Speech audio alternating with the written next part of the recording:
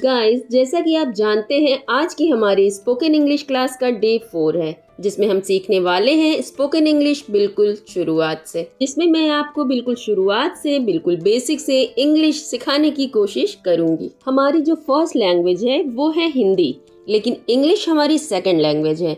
इसको सीखने के लिए हमें क्या ज़रूरी है और क्या नहीं।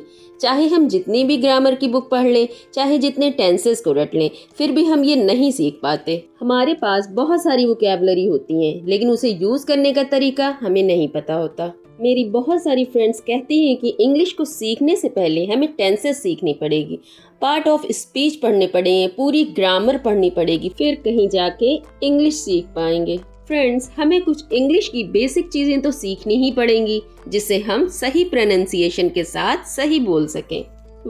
आज का जो ये लेसन है मैं बिल्कुल ABCD से स्टार्ट कर रही हूँ, तो प्लीज ध्यान से पढ़िएगा। तो जब हम बेसिक की बात करते हैं, किसी भी लैंग्वेज की बात करते हैं, तो हम सबसे पहले समझते हैं कि उसके लेटर्स क्या हैं, अक्षर क्या हैं। इतना तो आप सबको पता होगा कि इंग्लिश के लेटर्स A to Z होते हैं, तो यहाँ पर हमें टाइम वेस्ट करने की ज़रूरत नहीं है। नेक्स्ट है अल्फ़ाबेट। अल्फ़ाबेट किसे कहते हैं? अल्फ़ाबेट ABCDEFGH होती है ना, XYZ जो Z तक होते हैं, इन्हें ही अल्फ़ाबेट कहते हैं। तो ये 26 लेटर्स होते हैं। इन लेटर्स को ही मिलाकर हम वर्ड क्रिएट करते हैं, किसी भी वर्ड को बनाते हैं। इन अल्फ़ाबेट के लेटर्स को मिलाकर हम कोई वर्ड बनाते हैं। जैसे है लुक, L मिलाया, O मिलाया, O मिलाया, K मिलाया, तो लुक हो गया। लुक मीन्स होता है देखना, तो हम इन्हीं लेटर्स को मिलाकर वर्ड बनाते हैं। For example, poor, strong, beauty, colourful, entry, swim, remember, difficult, night, enjoy, near, food, market and wash, ये सारे के सारे वर्ड्स हैं, इन्हें ही वर्ड्स कहते हैं। पुअर मीन्स होता है गरीब, स्ट्रॉन्ग मीन्स होता है मजबूत, ब्यूटी मीन्स होती है खूबसूरत, केयरफुल मीन्स होता है सावधान, एंट्री मीन्स होता है प्रवेश, स्विम मीन्स होता है तैरना, रिमेम्बर मीन्स होता है याद करना, डिफिकल्ट मीन्स होता है कठिन, नाइट मीन्स होती है रात, एंजॉय मीन्स होता है मजे करना, नियर मीन्स होता है पास, फूड मीन्स होता है खाना, मार्केट मीन्स होती है बाजार, वॉश मीन्स होता है धोना। अब वर्ड को हम सेंटेंस बनाते हैं, जो वर्ड है उसी को हम सेंटेंस बनाते हैं। जैसे हम कहते हैं look at me, look at me, मेरी तरफ देखो, लुक एट मी, मेरी तरफ देखो, ये सेंटेंस बन गया। छोटा सा सेंटेंस है लुक एट मी, मेरी तरफ देखो। अब दूसरा सेंटेंस है I have no idea, I have no idea, मुझे जानकारी नहीं है। इसका मतलब होता है मुझे जानकारी नहीं है। आइडिया मीन्स होती है जानकारी, नो मीन्स नहीं। हैव प्रेजेंट टाइम के लिए लगाया जाता है, आई मीन्स होता है मैं या मुझे। मुझे आइडिया नहीं है, I have no idea. Next sentence है my hands are wet, my hands are wet, मेरे हाथ गीले हैं। इसकी मीनिंग होती है मेरे हाथ गीले हैं। तो माई मीन्स होता है मेरा या मेरे, हैंड्स मीन्स होते हैं हाथ, आर मीन्स होता है हैं, वेट मीन्स होते हैं गीले। नेक्स्ट एंड लास्ट सेंटेंस है ही इज पुअर, वो गरीब है। इसका मतलब होता है वो गरीब है। ही बॉय के लिए यूज होता है, ही मीन्स होता है वो, इज मीन्स है, पुअर मीन्स होता है गरीब। तो हम सेंटेंस बनाएंगे ही इज पुअर, वो गरीब है। देखिए, कुछ वर्ड्स का कॉम्बिनेशन जो मीनिंगफुल सेंस हमको दे उसे कहते हैं सेंटेंस। कोई भी वर्ड उठा के हमें कुछ भी नहीं बनाना है, जिस सेंटेंस में सही मीनिंग का पता चल रहा हो उसे ही यूज करना है। और इसके लिए हमें कुछ बातों को दिमाग में रखना होगा कि कहाँ पर क्या लगाना है और क्या नहीं, इसे समझना बहुत जरूरी है। तो लेटर से हमारा वर्ड बनता है और वर्ड से सेंटेंस और सेंटेंस से स्पीच। जब हम सेंटेंस टू सेंटेंस किसी दूसरे से बात करने लगते हैं या कोई आर्टिकल लिखते हैं या स्पीच लिखते हैं या बोलते हैं, तो जितने भी आप सेंटेंस बोलेंगे वो आपकी बनेगी स्पीच, और तभी आप इंग्लिश में एक दूसरे से बोल पाएंगे। तो फ्रेंड्स, मैंने बहुत ही मेहनत से इस वीडियो में आपको अच्छी तरह से इंग्लिश बोलने की शुरुआत कैसे करें इसको समझाने की कोशिश करी है। तो प्लीज़ इस वीडियो को ज़्यादा से ज़्यादा लोगों को शेयर करिएगा, जिसमें भारत का हर एक बच्चा इंग्लिश बोलने की शुरुआत कर सके। अब ये है आई, आई का मतलब होता है मैं। फ्रेंड्स, इस क्लास में कुछ ऐसे भी लोग हों शायद जिनको इसका मतलब शायद ना पता हो और वो बिल्कुल शुरुआत से इंग्लिश सीख रहे हों, तो ये उनके लिए है। तो एक बार थोड़ा सा इसे समझ लीजिए। तो आई, जब हम सेंटेंस की शुरुआत खुद से कर रहे हों तो आई का यूज करते हैं। एंड ही किसी भी लड़का लड़की पेड़ पौधे कुर्सी टेबल किसी भी चीज़ के बारे में जब हम बात करेंगे तो हम ही का यूज़ करेंगे। अगर आपका पालतू कुत्ता है, अगर आपको जेंडर पता है तो आप ही का यूज़ करेंगे। अब आपका कोई दोस्त है, वो लड़का है तो ही बोलेंगे, लड़की है तो शी बोलेंगे, नॉन लिविंग है तो इट बोलेंगे, या अगर आपको नाम पता है तो हम नाम बोलेंगे। जो आपने सब्जेक्ट सुना होगा वो नाम होता है, मतलब किसी के नाम को सब्जेक्ट बोलते हैं। आप कभी भी इन चीजों को देखें तो समझ जाएं कि शुरुआत किससे करनी है, राइट। अब है यू मीन्स होता है तुम। अगर आप किसी को भी तुम मेरी बात सुनो, यू लिसन टू मी, तुम मेरी बात सुनो, हम किसी दूसरे को कुछ कह रहे हैं तो यू से सेंटेंस स्टार्ट करेंगे। तो ये सेंस जब आपको एक बार आ जाएगा ना तो हमेशा आप सही से शुरुआत करेंगे।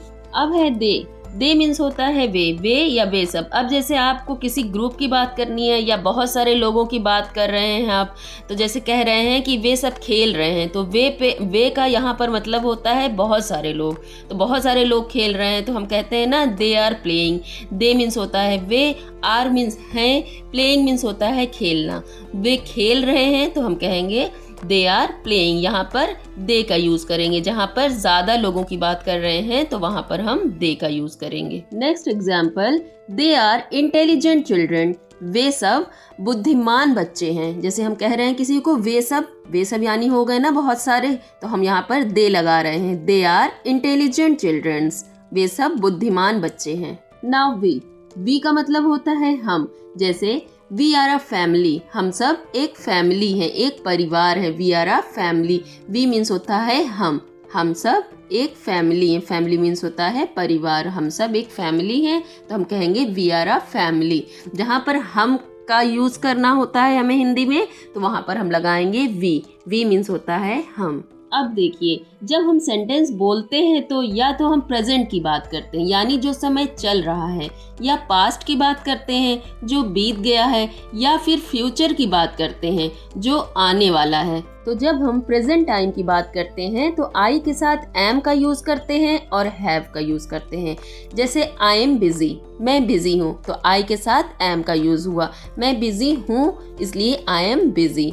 आई हैव डन, मैंने कर लिया, यानी प्रेजेंट टाइम में कोई काम था वो मैंने कर लिया, तो वहां पर भी हैव का यूज करेंगे। आई हैव डन, मैंने कर लिया। और प्रेजेंट टाइम में ही के साथ इज लगाएंगे और हैज लगाएंगे। जैसे ही इज अ बॉय, वो एक लड़का है। ही हैज अ गर्ल, वो एक लड़की है। और यू के साथ आर लगाएंगे और हैव लगाएंगे। दे के साथ भी आर लगाएंगे और हैव लगाएंगे। वी के साथ भी आर लगाएंगे और हैव लगाएंगे। जैसे वी आर अ फैमिली, हम एक फैमिली हैं। दे आर प्लेइंग, वे सब खेल रहे हैं। You are a lazy boy, तुम एक आलसी लड़के हो। तो हम कहेंगे you are a lazy boy. Lazy means होता है आलसी। तो इस तरह आपने समझ लिया होगा प्रेजेंट टाइम के लिए हम क्या क्या यूज करेंगे। अब है पास्ट जो बीता हुआ कल होता है। तो जब हम बीते हुए कल के बारे में किसी सेंटेंस को बनाएंगे, किसी से बात करते हुए, किसी से कुछ कहते हुए हम कुछ कहेंगे तो उसमें लगाएंगे आई के साथ वॉज, ही के साथ वॉज या हैड, यू के साथ भी वर या हैड, दे के साथ वेर हैड, वी के साथ भी वेर हैड। वॉज का मतलब होता है था, हैड का मतलब भी था थी होता है, वेर का मतलब भी था थी ही होता है। जैसे हम पास्ट की बात करते हैं कि ये चीज़ हो चुका है तो हम वॉज लगाते हैं, वॉज, हैड या वर लगाते हैं। अब हम थोड़े से वॉज के एग्जाम्पल्स देखेंगे जिसमें हम डीपली समझ सकें।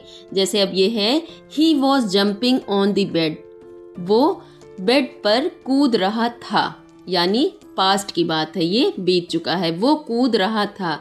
ही वॉज, ही मीन्स होता है वो, वॉज मीन्स था, जंपिंग मीन्स होता है कूदना, ऑन मीन्स ऊपर, दी बेड मीन्स होता है बिस्तर, वो बिस्तर के ऊपर कूद रहा था। आई वॉज रीडिंग, मैं पढ़ रहा था। इसमें भी आई के साथ वॉज लगाएंगे, ही के साथ भी वॉज लगाएंगे, आई के साथ भी वॉज लगाएंगे क्योंकि यहाँ पर बीते हुए कल की बात हो रही है। आई वॉज रीडिंग, मैं पढ़ रहा था। रीडिंग मीन्स होता है पढ़ना, वॉज मीन्स था, मैं पढ़ रहा था। I was reading. He was eating his lunch, वो अपना दोपहर का खाना खा रही थी। He was eating his lunch. यहाँ पर भी पास्ट की बातें हो रही हैं कि वो अपना खाना खा रही थी, तो हम कहेंगे he was eating his lunch. वो अपने दोपहर का खाना खा रही थी। लंच मीन्स होता है दोपहर का खाना, ईटिंग मीन्स होता है खाना। अब है फ्यूचर टेंस। फ्यूचर मीन्स भविष्य काल, जो होने वाला है, उसकी बात करेंगे हम फ्यूचर टेंस में। तो आई के साथ विल लगाएंगे, शैल लगाएंगे। ही के साथ भी विल लगाएंगे, शैल लगाएंगे। यू के साथ भी वही प्रोसेस है। दे के साथ भी एंड वी के साथ भी विल या शैल का यूज करेंगे। विल या शैल का मतलब होता है करेगा, करेगी। जो फ्यूचर के बारे में हम बात करेंगे, करेगा, वो ये काम करेगा, तो विल या शैल का मतलब करेगा या करेगी होता है। For example, he will go to school tomorrow, यानी वो कल स्कूल जाएगा। टुमारो मीन्स होता है कल। वो कल स्कूल जाएगा, तो हम कहेंगे he will go to school tomorrow. You will read a novel, तुम एक नॉवेल पढ़ोगे। You will read a novel. She will cook a chicken, वो चिकन पकाएगी। कुक मीन्स होता है पकाना, चिकन मीन्स होता है मुर्गा।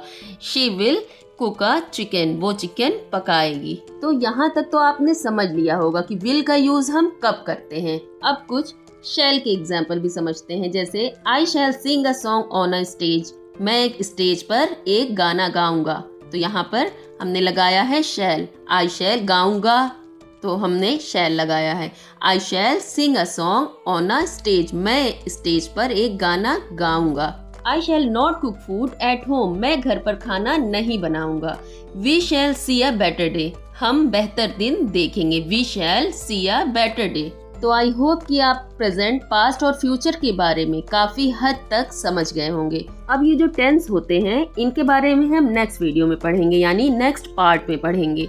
प्रेजेंट टेंस के बारे में, पास्ट टेंस के बारे में, फ्यूचर के बारे में, present indefinite, continuous, perfect and present continuous. Do और डस का यूज हम कहाँ करते हैं, इज एम आर का यूज हम कहाँ करेंगे, और हैज और हैव का कब करते हैं, और हैज बीन का कब करते हैं, डिड का कब करेंगे, वॉज वर का कब करेंगे, हैड का कब करेंगे, एंड हैड बीन का कब करेंगे, विल का कब करेंगे, विल बी का कब करेंगे, and will have and we will have been का यूज हम कहाँ कहाँ कब कहाँ करेंगे। इसकी डिटेल मैं नेक्स्ट वीडियो में ज़रूर दूंगी। तब तक के लिए एक अच्छा सा गुड बाय, और आपको वीडियो पसंद आई हो तो शेयर एंड सब्सक्राइब ज़रूर करिएगा और लाइक भी।